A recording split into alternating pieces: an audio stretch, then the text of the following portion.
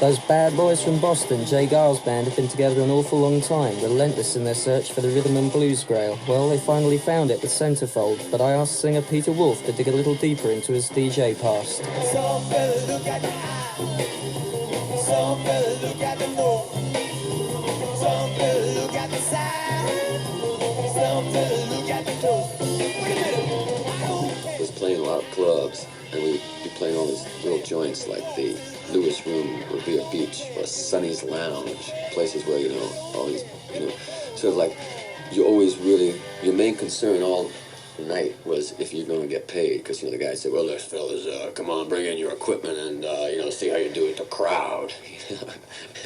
And then if you, get into a row with the owner, there's sort of like, there was this, like, circuit, this network, where, like, well, this band's difficult to work with. You would have a hard time working at clubs.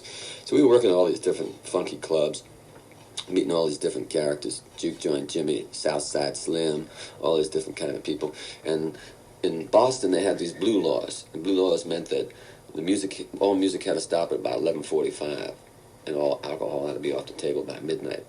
And I had a show that started on radio at midnight to 7 in the morning. And it was in the back room of this old theater where a lot of the bands would come and play. It was kind of a funky studio. And radio show. The radio show, yeah, but the studio was actually in the dressing room of this, in a closet actually. And so like the radio show was called Wolf Goof for Mama Toothless All Night Cavalcade Jamboree, welcoming the little ladies of the night, the kid from Alabama, keeping it all hid, all the ships out at sea, doing a tune you get right through you. If it's in you, it's got to come out, because that's what rock and roll is all about. Yeah. We're going to get down, take it to the thumb, we're going to have some fun, we're going to get it down, let's have a little James Brown. Magic did it one more time. Woo! People would call up in the middle of the night, and like, there was this gal would call up and say, oh, Wolf, I just love you, and like, why don't you come over for breakfast? And, people would make requests. And did you ever go? Well, I'm not at liberty to disclose that kind of information, please. I guess you did. Scrambled eggs on toast, but the weird thing she did with the toast is she cut the crust off. Always be weary of a lady that cuts the crust off a toast.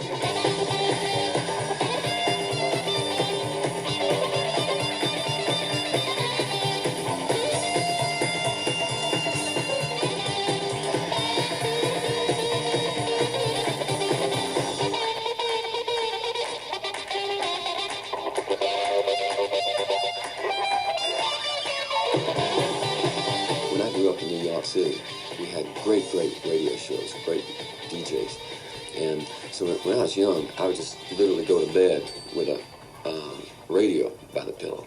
And we'd listen to people like Alan Freed, Jocko Henderson, who's like, Jocko would have a rap that would go, ooh, Papa Doon, how do you do? Time right now is 11:15. You're listening to Jocko's Rocket Ship Machine. And he'd be playing this great stuff. And, Alan Freed, I think people know Alan Freed here. And he's supposed to have invented rock and roll. He did. And, after being in radio for a while, I met a lot of people that worked with Alan Freed. And the more I hear and learn about the man, he was really a real important force in forming a lot of rock and roll and getting Chuck Berry and people like the Moonglows and a lot of, Frankie Lyman and the Teenagers, a lot of important people, their starts.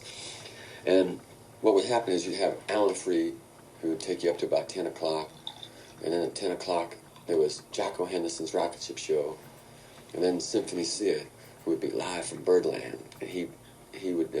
where Charlie Parker played. Yeah, well, they named it after Charlie Parker, and I used to go down there because in New York you could drink at 18, so when I was like about 14 and a half, 15, I had like a little mustache that I kind of darkened in, try to look like a real big guy. 2 beers.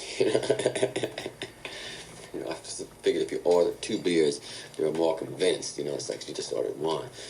And at that time, people like Monk and Thelonious Monk and Charles Mingus was playing around New York, 5 Spot. And, Miles was still playing in New York. The jazz scene was very much alive in New York. And he would take a show up to about 2 in the morning or so. And then there was another station that followed by the Magnificent Montague. And the Magnificent Montague, talk real low. Pick up the telephone, ladies. And if you hurt your man tonight, call him up and say, darling, I'm sorry. Well, I hung out rough.